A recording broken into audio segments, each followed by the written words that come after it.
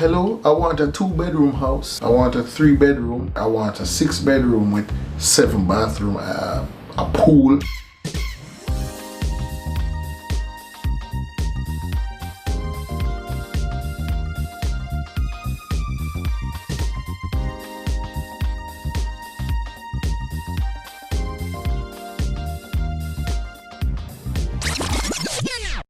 Hi everyone, thank you for joining me on another YouTube video. It's been a while. A lot of things has been happening and I just didn't have the time, but I really want to do this, so I am back at it and it's all for you guys. This has been a passion on my heart to share what I know, because I know that there are a lot of persons who would like to learn at least the basics, because I only know the basics.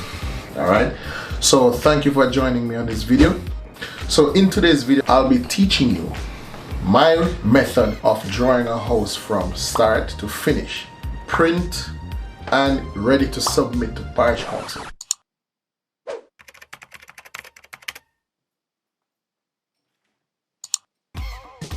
So for those of you who don't know what Parish Council is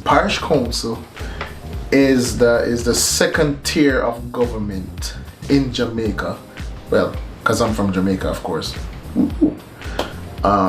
Yeah, I don't know if it's the same thing in other Caribbean countries, but in Jamaica, the Parish Council deals with local affairs.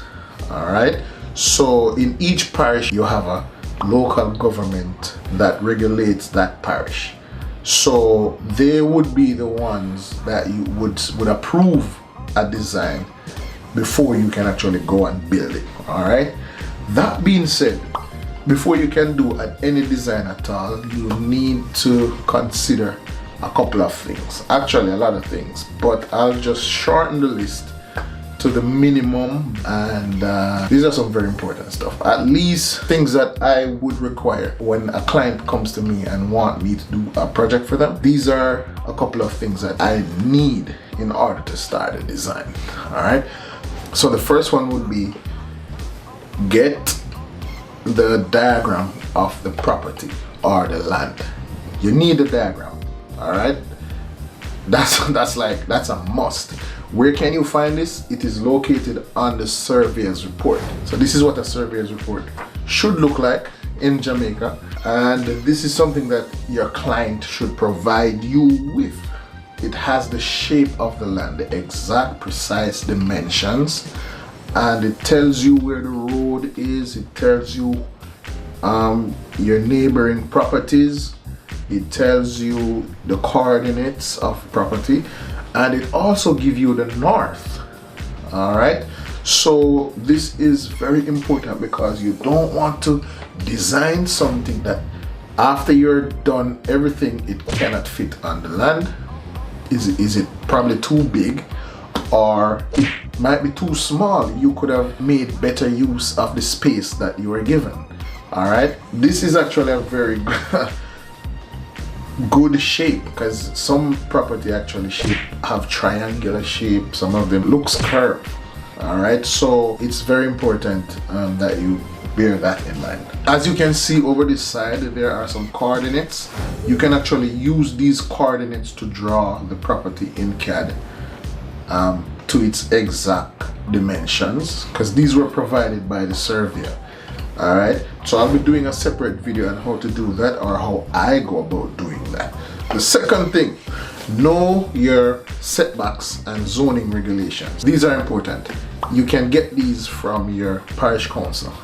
So your local government, call them up, ask them, what are the setbacks in, say, St. Anne's, or what are the setbacks in Clarendon, wherever you're going to design the house. So for instance, how far from the boundary can I build? How far from the road am I allowed to build? That will help you to make sure that your design is within the regulations. All right, also zoning regulations. For instance, how tall can you go with the house? The height of your perimeter wall. In some instances, even the color of the house. In Manchester, you have to design your house with a tank, concrete tank. So that's something that I didn't know, and I had to add that to a house after drawing up the house. Didn't know that they need a tank. So I had to draw it, and it was good. 3.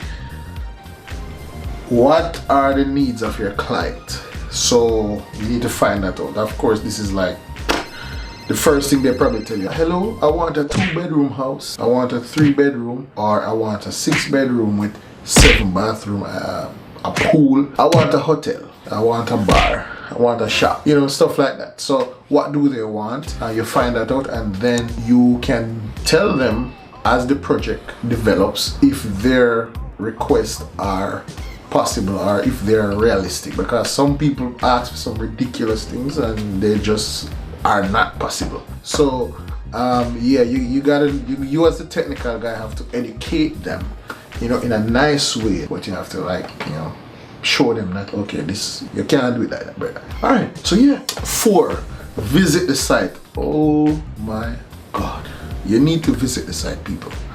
You can't just get up and draw and you don't know what the place look like, unless it is a perfectly level land with nothing on it.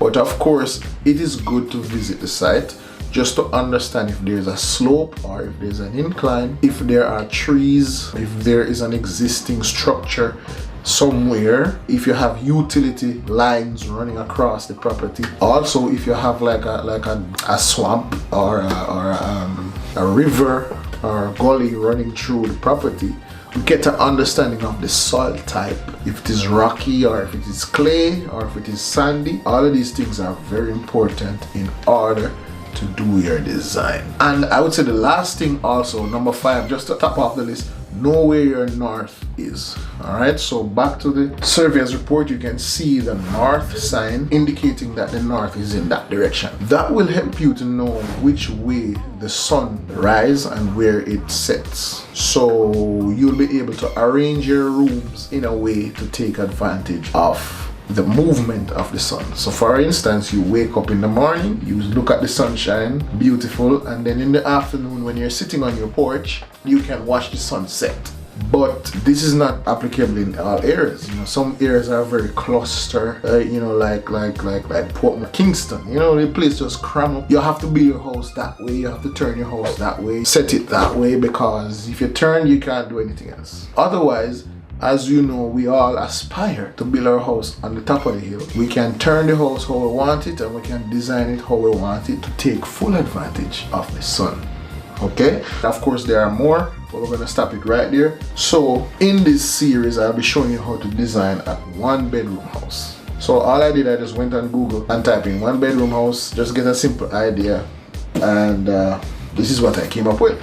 This one, pretty cool, pretty neat, pretty simple, nothing too crazy, and we're gonna just work with that, because what I really want to show you is how to do the CAD aspect of the work. All right, so we're gonna try to model as much as we can in 3D. Most times I would model the walls and windows and doors in 3D, and then everything else would be in 2D. But I am still learning a lot about AutoCAD, and I would like to explore with you guys on the 3D aspect of AutoCAD. Hopefully we can render at the end, hopefully. Everything in 3D is going to take a lot of power, and I'm not even sure if my laptop can handle that. But if it can, we will try. If it can't, then we'll just stick to 2D. But yeah, we're gonna test it out. I went ahead and I add some dimensions to this house. So yeah, the bedroom would be 11 feet by 12 feet. The porch would be 4.5 by 12. The bathroom would be 5 by 6. Kitchen 9 by 9. And the living and dining, well, the living really, it would be 6 feet by 14.5. And yeah, the windows, I just add some 4 feet windows, standard windows, and the bathroom window would be 2 feet. Yeah, 2 feet. So yeah, I'm just gonna use those standard windows, and the walls would actually be 6-inch concrete block walls, and you know, regular strip foundation, and we're gonna put a nice like a hip roof on top of it, and then we're gonna add some details. So we're gonna do the whole thing from start to finish. And if you want to learn everything, please stick around. Please subscribe and like this video if you think it is going to be a bang. Thank you guys for joining me. Thank you for watching, and I'll see you in the next video.